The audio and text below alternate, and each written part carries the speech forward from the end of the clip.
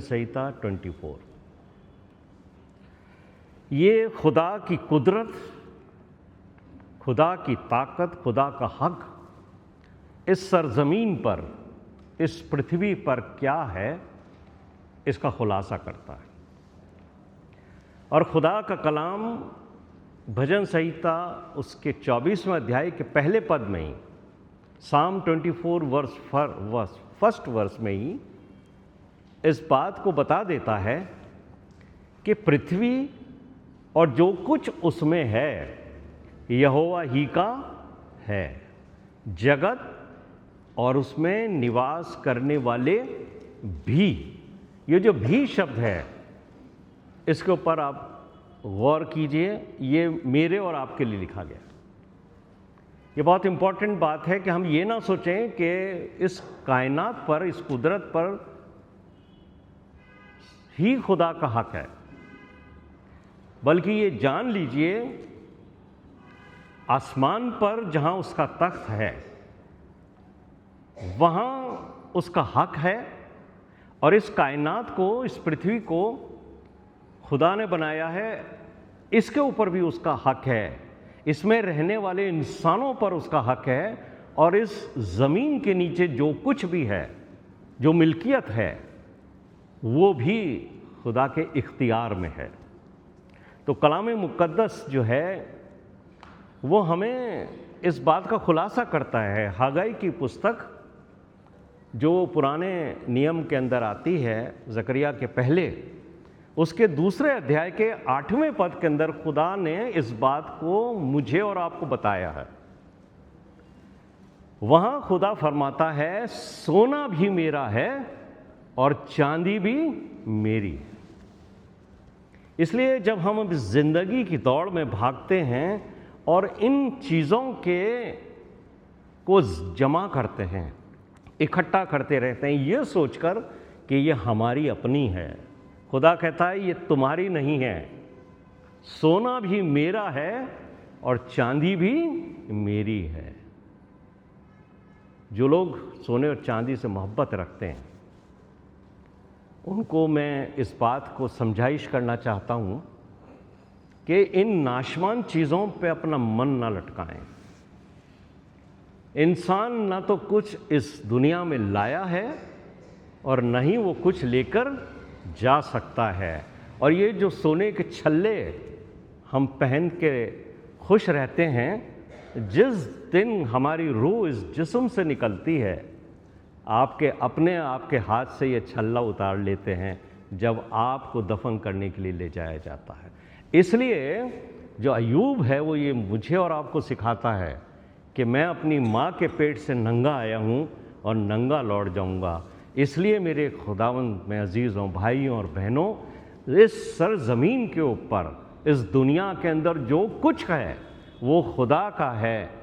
चाहे वो धन दौलत हो, चाहे हम इंसान हो, चाहे कोई चीज़ मिल्कियत के रूप में हमारे पास रखी हो, ये हमारे इस्तेमाल के लिए है। और जब हम इसको इस्तेमाल करते हैं तो हमें खुदा का शुक्र करना चाहिए कि खुदा ने हमें हर उस चीज़ से जो हमारे लिए दरकार है, हमारे लिए ज़रूरी है, वो खुदा ने हमें इसलिए दी है कि जब तक हम इस दुनिया जहान में रहें उसकी शुक्रगुजारी करें और इन चीज़ों को इस्तेमाल करें। ना तो हम कुछ लाए हैं, ना हम कुछ लेकर जाएंगे। ये बात हमें हमेशा याद रखनी चाहिए। आज सुबह वाइट गिफ्ट संडे है और हम अपने हदिये, नजराने लेकर खुदा के हुजूर के अंदर आए हैं। आज एक विर्त पढ़ा गया, हमारी बेटी क्वीन ने पढ़ा। निर्गमन का 35वां अध्याय खोल लीजिए। आज हमारी बाइबल स्टडी का ये आधार है और हम उसके ऊपर अपना ध्यान फोकस करेंगे। ओल्ड टेस्टमेंट में निर्गमन की पुस्तक बुक ऑफ एक्सोडस 35वां अध्याय की कुछ आयतें हमने पढ़ी और मैं बहुत ही सादगी के साथ आपको ये बताना चाहता हूँ कि खुदा जो सारी सृष्टि का बनाने वाला है, जो पूरी कायनात का मालिक है, जिसने सब कुछ बनाया है, अपनी ज़ुबान से बोलकर उसने सब कुछ बना दिया, वो अपने लोगों से उस दुनिया में से जो कुछ उसने उन्हें दिया है, सारी मिल्कियत तो खुदा की है। जो भजनकार अपने भजन 24 में लिखता है, सब कुछ उसका है। लेकिन खुदा जो है इस अध्याय में इंसान से कुछ मांगता हुआ नजर आता है। यह घटना बहुत खूबसूरत है, आपने इसे पढ़ा होगा। आज हम इस पर फोकस कर रहे हैं, हमारा ध्यान इस बात के ऊपर है कि ये एक ऐसी घटना है जो खुदा के हुजूर हदिये और नजराने लाने की एक मिसाल है। और बनी इस्राएल जो खुदा की कौम थी, मिस्र से जब वो निकले तो बयाबान में थे, जंगल में थे, घूमते हुए चले जा रहे थे, और उन्हें इस बात का यकीन था कि खुदा हमारे साथ है। और खुदा कभी बादल के रूप में, कभी आग के रूप में उनको दिखाई देता था, और खुदा उनके बीच में रहता था, उनसे बात करता था, उनकी सुनता था। उसी खुदा के बंदे मूसा के मार्फत निर्गमन का 35वां अध्याय उसके 5वें पद के अंदर जो बात लिखी है, वो खुदा ने मूसा के मार्फत कौम इस्राएल को कही है। और यहाँ लिखा है कि तुम्हारे पास से यहोवा के लिए भेंट ली जाएगी। भेंट लेने के लिए खुदा ने मूसा से कहा, कौम इस्राएल से कहो कि मेरे लिए भेंटें लेके आए। लेकिन सिर्फ उनसे जितने अपनी इच्छा से देना चाहते हैं, जो अपनी इच्छा से, अपनी खुशी से खुदा को देना चाहते हैं, खुदा फरमाता है उनसे मैं अपनी भेंट लूँगा। लेकिन सिर्फ वो लोग लाएं, फिर इस बात के ऊपर ध्यान दीजिए, वो ही लोग लाएं जो अपनी इच्छा से खुदा को देना चाहते हैं। और यहाँ पर एक बहुत लंबी लिस्ट आपको मिलेगी जो मूसा को खुदा ने बताई, और खुदा ने कौम इस्राएल को बताई कि खुदा तुमसे ये चीज़ें चाहता है। दरअसल क्या है कि खुदा उनके बीच में रहता था। ये इस्राएली अपने अपने तंबू में रहते थे और अपने अपने तंबू के अंदर निवास करते थे, लेकिन खुदा के रहने के लिए कोई जगह नहीं थी।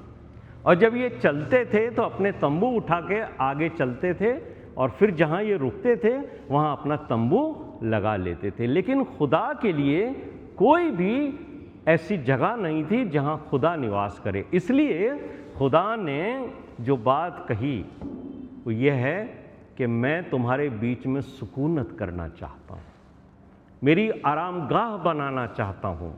और जो चीज़ इंग्लिश में जो वर्ड इस्तेमाल किया है टैबरनेकल, उसको उर्दू में कहते हैं खैमाए इज्तिमा।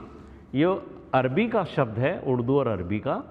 इसका मतलब ये है कि ये बिब्लिकल वर्ड है जिसे हम हिंदी में मिलाप का तंबू कहते हैं। तो ये मिलाप का तंबू है, जिसे टेंट ऑफ मीटिंग कहते हैं। ये चलता फिरता हुआ उपासना घर है। जैसे हम राजस्थान क्रिश्चियन कन्वेंशन में एक बड़ा सा शामियाना लगाते हैं, और जब हम उसके नीचे इकट्ठा होते हैं, वो एक मीटिंग प्लेस होता है जहाँ पर खुदा अपने लोगों से बात करता है। तो यहाँ पर भी इनके बीच के अंदर खुदा ने खैमाए इज्तिमा खड़ा करने के लिए इनको हुक्म दिया, ताकि मैं तुमसे बात करूं। और जब भी खुदा उनसे बात करता था, मूसा को, हारून को बुलाता था कि तुम जो हो इस तंबू के दरवाजे पर आओ और मैं तुमसे बात करूंगा। और मेरे प्रिय भाइयों और बहनों, यहाँ खुदा अपने घर के लिए अपने लोगों से कुछ मांगता है। ये जो 35वां अध्याय, इसे आप घर जाकर और पढ़ना, एक बहुत बड़ी लिस्ट है इसके अंदर, जो मूसा ने लोगों को बताई कि जब खुदा का टैबरनेकल, खुदा का तंबू बनाया जाएगा, उसका घर बनाया जाएगा, उसमें किन किन चीज़ों की ज़रूरत है। और कौम इस्राएल के लोगों ने मूसा की बात को सुना और फिर वो सब अपने अपने घर चले गए। लेकिन फिर वो वापस लौट कर आए, और जब वो वापस लौट के आए तो खाली हाथ नहीं आए थे।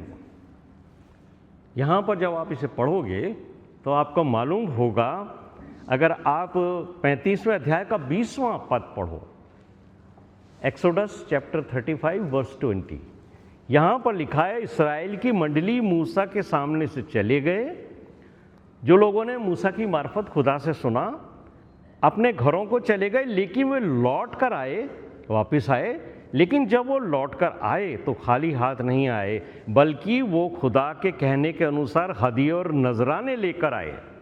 मूसा के पास वापस आए और वो भेंटें जिसके पास जो था वो खुदा के पास ले आया। तो आज हम इस बात पर ध्यान देंगे कि जब वो भेंटें लेकर आए तो वो जो नजराने थे वो खुशी के साथ लेकर के आए, विलिंगली लेकर के आए हैं। उनके मन में इस बात की खुशी है कि वो खुदा जिसने हमें सब कुछ दिया है, जिससे हमारे घर भरे हुए हैं, वो खुदा हमसे कुछ आज मांगता है। ये है खुशी, उसी का है सब कुछ, उसी ने हमें दिया है। लेकिन आज खुदा हमसे कहता है मेरे लिए भेंटें लेकर आओ। तो ये खुशी की बात है, उसकी बड़ी बरकत में से हम उसके लिए कुछ लेकर आए, वो नजराने जो खुदा हमसे मांगता है। और 21 और 22 पद में यही लिखा है कि जितनों को उत्साह हुआ और जितनों के मन में ऐसी इच्छा हुई, वो लेकर के खुदा के घर में आए हैं। कौन है वो लोग? वही निर्गमन के 35वें अध्याय के 5वें पद में जो बात लिखी हुई है। खुदा ने स्पष्ट किया था मूसा की जुबान से, जितने अपनी इच्छा से देना चाहते हैं वो खुदा के हुजूर नजराने लाएं। एक ऐसा दिल जो मेरे और आपके पास होना चाहिए, एक ऐसा दिल इंसान की रूह ने जिसको तैयार किया हो। हमारी रूह जब हमारे दिल को तैयार करती है, तब हमारा दिल हमारे हाथ से कहता है कि नजराने खुदा के हुजूर लेकर जाओ। मेरे प्रिय भाइयों और बहनों, जनरस हार्ट जो खुदा की शुक्रगुजारी से भरा हुआ है, ऐसा हार्ट, ऐसा दिल जो अपनी रूह के साथ मिलकर काम करता है, वो खुदा के हुजूर हदिये लेकर आता है। और इसीलिए पौलुस जो हैं वो दूसरे कुरिन्थियों के 9वें अध्याय के 7वें पद में यही बात को दोहराते हैं। निकालिए दूसरा कुरिन्थियों 9वां अध्याय उसके 7वें पद के अंदर खुदा का खादिम मूसा जो है, पौलुस जो हैं, वो कुरिन्थियों की कलीसिया को जब खत लिख रहे हैं तो वो ये कहते हैं कि जिस तरह हर एक ने दिल में ठहराया है उसी तरह नजराने लाएं, ना तो कुड़ के ना दबाव में, क्योंकि परमेश्वर हर्ष से देने वाले से प्रेम रखता है। खुदा उसको अजीज मानता है जो मन की खुशी के साथ लोगों को देते। कई बार हम देते तो हैं, हम देते हैं, लेकिन कई बार तो हम रस्म निभाने के लिए देते हैं, कई बार हम दूसरों को दिखाने के लिए देते हैं, कई बार हम प्रेशर में आके देते हैं। हम देते जरूर हैं, लेकिन बहुत सारे लोग जो हैं जिनमें वो फरीसियों की स्पिरिट आज भी काम करती है, वो दूसरों को दिखाने के लिए देते हैं, कभी अंडर कंपल्शन देते हैं कि मांगा है तो देना ही पड़ेगा, कभी दुखी मन से देते हैं। लेकिन खुदा ऐसे नजराने, ऐसी भेंटें कबूल नहीं करता, क्योंकि खुदा हमारे हाथों को नहीं देखता, खुदा हमारे दिल को देखता है कि हम किस नीयत के साथ खुदा को देखते हैं। जब हमारे दिल में देने का ख्याल पैदा होता है, तब हम अपने हाथ बढ़ाकर खुदा को देते हैं, तो खुदा हमारे दिल को देखता है, हमारे नीयत को देखता है और हमारे उस हाथ को देखता है जो हमारी नीयत से आगे बढ़कर आते हैं। ऐसे नजराने और ऐसी भेंटें खुदा कबूल करता है। इसीलिए जो मुकद्दस कलाम मरकुस के द्वारा हम तक पहुंचा, जो पढ़ा गया 12वें अध्याय के अंदर 41 से 44 पद जो हमने पढ़ा, गॉस्पेल ऑफ मार्क खोलिए, वहाँ पर जो बात लिखी हुई है, जो घटना है 12वें बाब के 41 से 44 में, यहाँ हमने पढ़ा कि खुदावंद मसीह यस्सु हैकल में भंडार के पास बैठे हुए हैं, उनके चेले भी उनके साथ हैं, और वो किस बात पर गौर कर रहे हैं कि लोग किस तरह से हदिये देते हैं, किस तरीके से भेंटें अर्पित करते हैं। और खुदावंद यीशु मसीह ने किसी की तारीफ नहीं की है। खुदावंद यीशु मसीह ने उस बेवा औरत की तारीफ करी है जिसके पास बहुत थोड़ा था, लेकिन उसने जिस नीयत से दिया है उस नीयत की वजह से खुदावंद यीशु मसीह ने उस विधवा स्त्री की तारीफ करी। यानी खुदा हमारे हदियों पे नज़र नहीं रखता कि हम कितनी बड़ी भेंट लाए हैं या हम कितनी छोटी भेंट लाए हैं, वो हमारी नीयत पर अपना ध्यान रखता है कि हम किस नीयत से खुदा को देते हैं। यीशु मसीह की तारीफ उस औरत के लिए थी जो विधवा थी। और मेरे प्रिय भाइयों और बहनों, हमें सबसे बढ़कर इस बात का ख्याल रखना है कि हमारी देते हुए नीयत कैसी है, हम किस नीयत से दे रहे हैं। और जब हमारी रूह हमारे मन को तैयार करती है, हमारे दिल को तैयार करती है, तब हमारा दिल हमारे हाथ को तैयार करता है और हमारा हाथ जो है फिर वो बढ़कर खुदावन के पास आता है। निर्गमन का 36वां अध्याय जो आज पढ़ा गया, उसके बाद जो एक अध्याय है, जब आपको मौका मिले आप इसको भी पढ़िए। यहाँ पर इस्राएलियों ने, अगर आप इसके 36वें अध्याय के 5वें और 6ठे पद को पढ़ोगे तो आपको मालूम होगा कि इस्राएलियों ने ज़रूरत से ज़्यादा हदिये और नजराने दिए। What a wonderful. मैं इसको पढ़ रहा था तो मैंने कहा कमाल हो गया है। इस्राएलियों से ये कहा गया था कि खुदा के लिए हदिये लेकर के आओ, और यहाँ लिखा है कि उन्होंने इतने हदिये और नजराने पेश किए जितनी की ज़रूरत थी उससे ज़्यादा आ गए।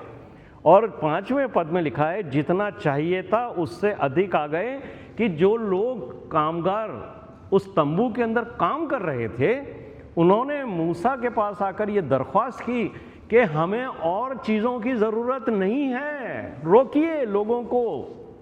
और 6ठे पद के अंदर ये बात लिखी है कि मूसा ने उन लोगों को जो इस्राएली थे उनको छावनी में इस प्रकार का प्रचार कराया कि क्या पुरुष क्या स्त्री कोई पवित्र स्थान के लिए और भेंट ना लाए। क्या बात लिखी है? इस प्रकार लोग भेंट लाने से रोके गए। क्या बात है, और बहुत ज़बरदस्त बात है ये।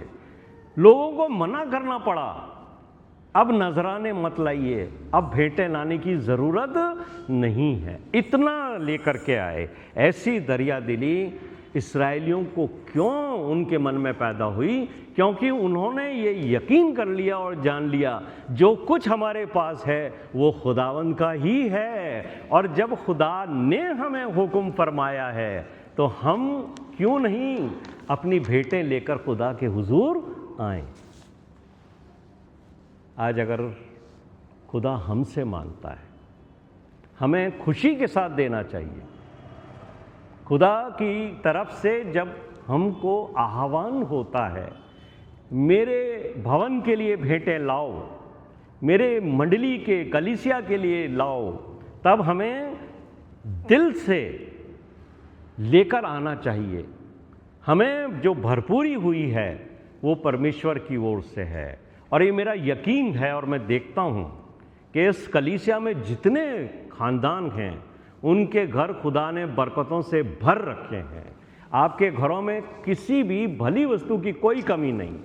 आपकी अलमारियों में कपड़े भरे हुए हैं। और मेरी जो बहनें हैं, मेरी बेटियां जो इस कलीसिया में हैं, उनके किचन जो हैं खुदा की बरकतों से भरे हुए हैं। उनके घरों में खाने की कोई कमी नहीं है। जो आपका मन करता है वो आप खाते हो, बल्कि आपके घर में खाने के बाद बच जाता है कि वो आप फ्रिज में रखते हो या किसी के साथ शेयर करते हो। ये मेरा यकीन है और ये मेरी दुआ भी है कि किसी भी बेटी और किसी भी मेरी बहन का किचन कभी भी उसकी मुराद से कमज़ोर ना हो, कि उसके मन में ये हो कि मैं अपने परिवार के लोगों को ये खिलाऊं और वो खिला ना सके, बल्कि आप जो चाहती हो वो बनाओ और अपने लोगों को खिलाओ। और हाथ में बैठकर खुदावंद की शुक्रगुजारी करो। तो जब हम भरपूरी से परमेश्वर ने, खुदा ने हमें दिया है, तो जब खुदा कहता है कि मेरे घर में हदिये लेके आओ, तो हमें किस नियत के साथ यहाँ आना चाहिए। एक्सोडस चैप्टर 35, निर्गमन 35 अध्याय 22 से 28 पद अगर पढ़ोगे आप, तो वहाँ उन बातों का जिक्र है कि क्या लोग लेकर आए थे। वहाँ जिन चीज़ों को लाने की हिदायत खुदा ने मूसा के मार्फत दी है, उसमें चांदी, सोना, महीन वस्त्र, ऊन, बकरियों और भेड़ों के बाल, कीमती पत्थर, और लिखा है कि जो लकड़ी ला सका वो लकड़ी लेकर आया। खुदा ने हर तबके के लोगों को मौका दिया, चाहे वो अमीर हो चाहे वो गरीब हो, जो ला सकते हो लेकर के आओ। और लोग लेके आए। वहाँ भी सब तरह के मिक्स लोग थे। कुछ बहुत अमीर होंगे जिनके पास सोना होगा, वो सोना लेके आए, जिनके पास चांदी होगी वो चांदी लेके आए, लेकिन जो कमज़ोर थे उनके पास लकड़ी थी, वो लकड़ी भी लेके आए। क्या बात है! देने के लिए खुदा के लिए दिल चाहिए, नियत चाहिए। ये कभी मत सोचिए कि मेरे पास कम है मैं क्या दूं। ये कभी मत सोचिए कि अगर मैंने दे दिया तो कल मेरा क्या होगा। इसीलिए खुदा के कलाम में सारपत की बेवा का जिक्र है।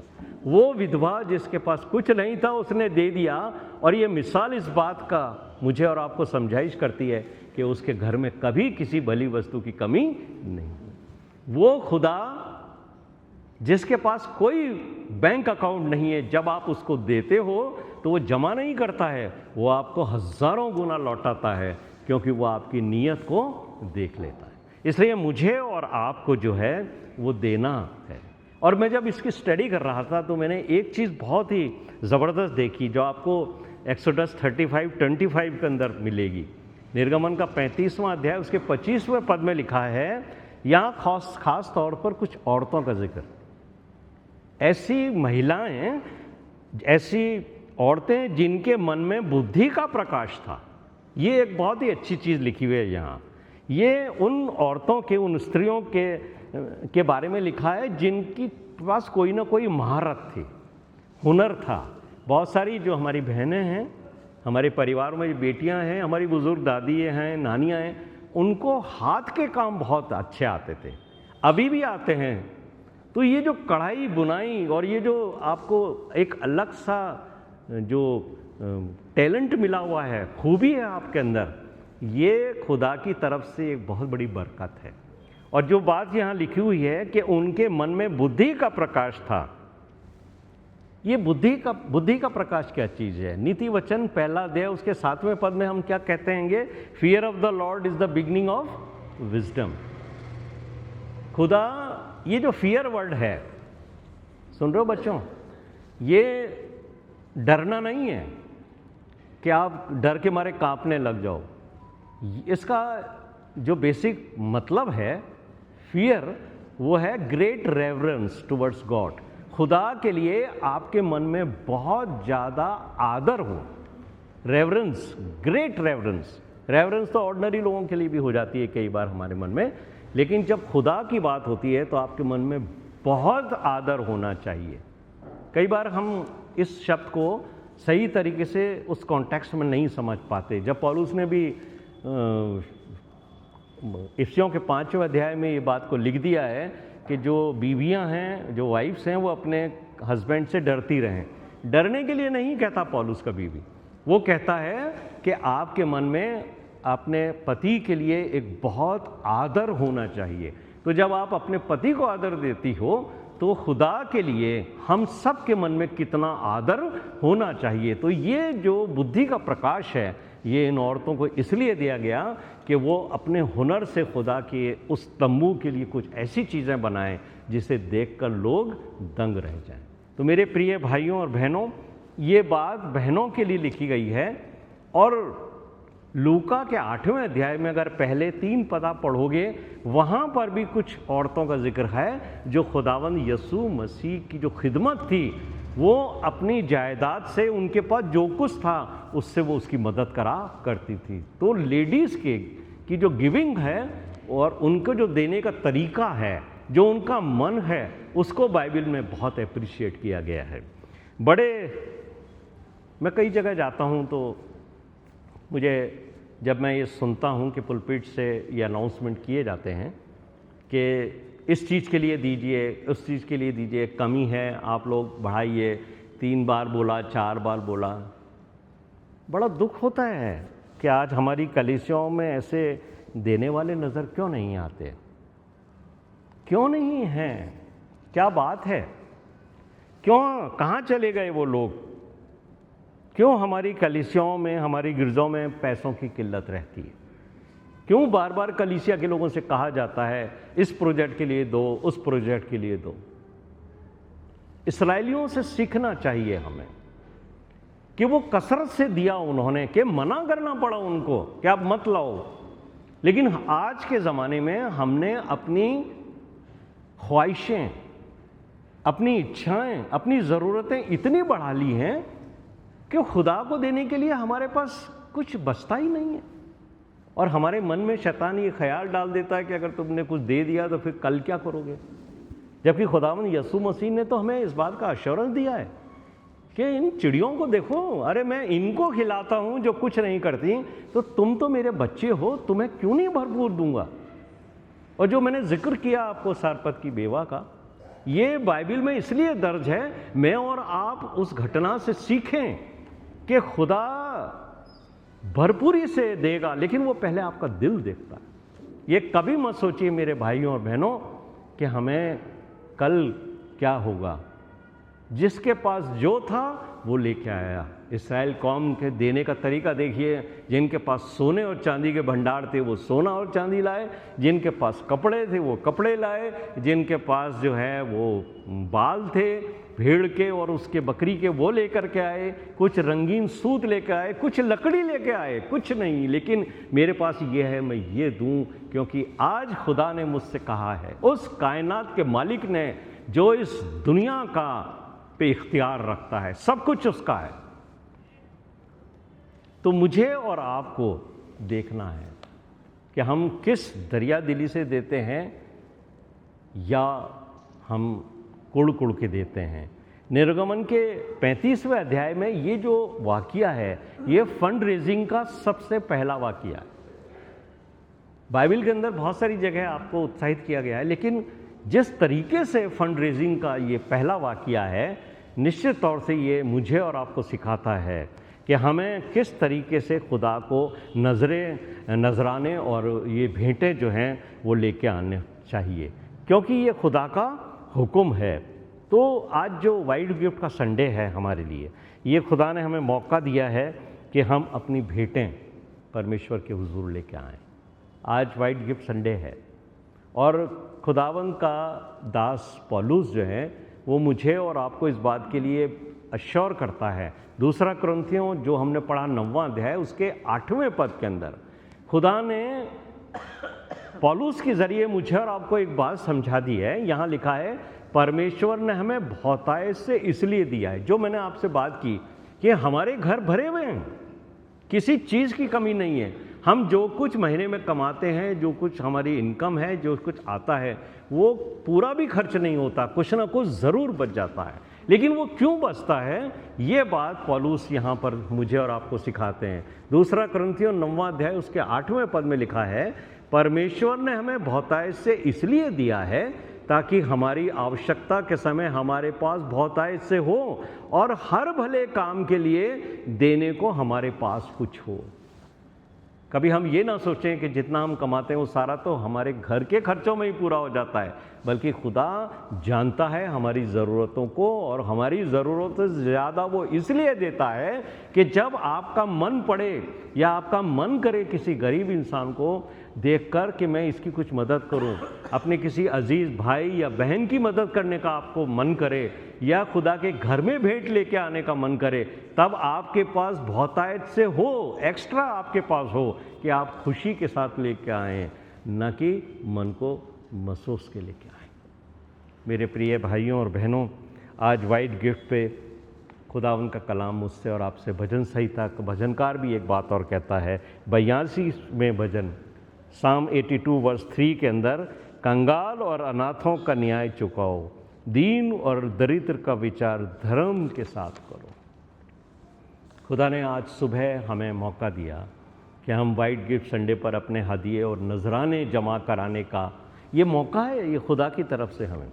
वाइट गिफ्ट संडे जो है वो खुदा हमें मौका देता है कि जो कुछ मैंने तुम्हें बहुतायत से दिया है उसमें से लेकर आओ मेरे पास। तो ये जो है ये खुदा की बड़ी मेहरबानी है हम पर कि हम उसके हुजूर को में उसका हुक्म पूरा करने के लिए आते हैं। बनी इस्राएल के लोगों ने क्यों दिल खोल कर दिया?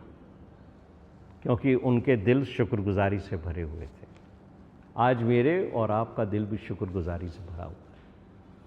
हमारे पास भी बहुत कुछ है जो परमेश्वर ने हमें दिया है।